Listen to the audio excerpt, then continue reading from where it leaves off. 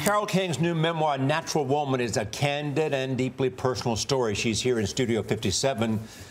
First of all, good morning. Yeah. Good morning. When you hear this, don't you want to sing? It brings back so many memories for me. Do I want to sing? Listen, before we get started, Carole, I have to show you. Yeah. Look what I brought from home. That's a favorite picture, too. I always wondered, what was the cat's name? Telemachus. Oh, that's right. Father of Ulysses. So listen, I've been a Carole King fan. The dog ate the album, but but the record was fine.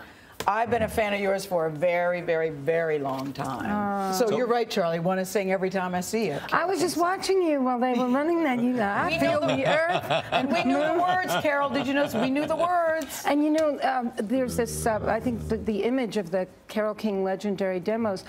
I write about the demos I made back in the day for the artists, you know, like a blueprint. Yes. And there's going to be an album out in a couple of weeks called The Legendary Demos, which are some of those demos.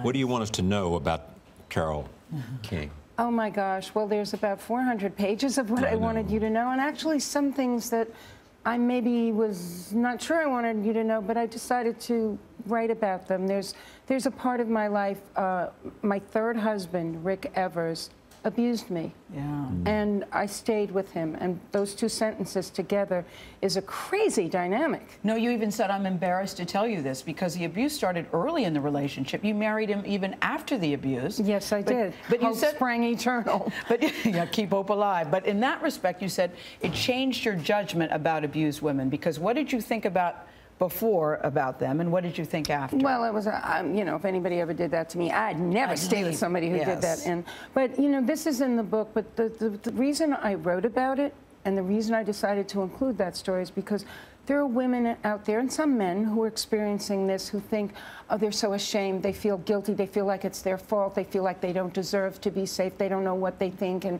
I'm like, yeah, I know, it happened to me. Yeah. And if it could happen to Carole King, who had financial independence and success and all these things, I wanted people to know that, you know, it's not your fault. Yeah. And there's a little box in the book that says, if this is happening to you, get in touch with, and so on. But we talk about Carole King, though. I did not know. Number one, you were a teenage mom. You have 4 children, but you had your children very early. But here you are, this teenager, where you go to Atlantic Records and say, I want somebody to listen to my tape. You take a train there and you say, I'm here, I'm Carole King. I want some. You weren't Carole King at the time. I want somebody. That was Carole Klein at the time. Carole Klein. I want somebody to listen to my music. Where did that come from? It came from being brought up by parents who never made me think I couldn't do anything because I was a girl or for any other reason. It was like, yeah, whatever you want to do, we'll help you, we'll support you. My dad, who was a firefighter, which they then called firemen, had a badge, and he could go anywhere, and he got me in to see Alan Freed, the legendary disc jockey. And Alan gave me advice, just call up and go and see record companies. And I thought, well, why not? She writes, Charlie, in the book about there's no better joy than seeing your notes and squiggles come out of someone else's mouth. And you remember the first time that you heard somebody singing your song. I want to know what it was like when you heard yourself on the radio, you're Carole King singing your song. Do you remember that moment? When people heard you. I don't remember a specific moment, because by then I was used to hearing my voice on demos, the demos. But I do remember growing up, I used to hate the sound of my voice, and I would take singing lessons, and they'd say, your voice is too hoarse, you have to do more exercises. And this is the voice that became famous, still astonishes me. But for James Taylor, what would have happened to? Well, but for James Taylor, I probably wouldn't have been a performer. Really? I was shy about performing. He got you to do it. He did. There's a whole story about that in the book, and in detail, taking through a song and how insecure I felt at the beginning of the song, and then I felt that shift when the audience was with me. And he set it up that way. He introduced me. He said, she wrote all your favorite songs, and he really gave me such a gift. You tell a great story about in high school, you wanted to be popular and you wanted to be liked, and you felt neither. So she's at a show, Charlie, and some people come backstage who went to your high school and said, we always liked you. We thought you were so great. You were so popular.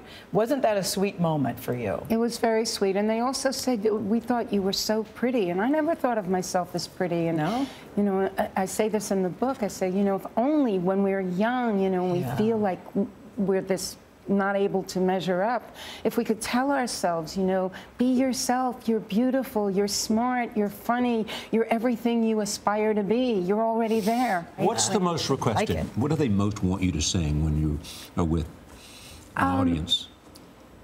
You know, it's hard to know because they're not in a request situation, but most of the songs from Tapestry are, you know, they like I Feel the Earth Move because it's upbeat. I watched you. I saw you. And, but I did find out on iTunes, the most requested song of mine is It's Too Late. Too late, baby. Why do you think that is? I think because people are going through tumultuous times in their relationship, and those lyrics are by Ms. Toni Stern, and her lyrics, you know, speak for people who are going through divorces. And I've had two. You know, a lot of people have a lot of different stories. Very common stories are, your song, It's Too Late, got me through my divorce, and here's little Joey, he got conceived, your natural woman. I'm like, TMI.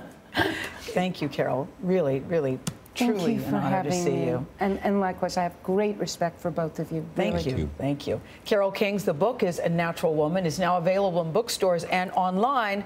And you can look for her new album, she just mentioned it, called The Legendary Demos, April 24th.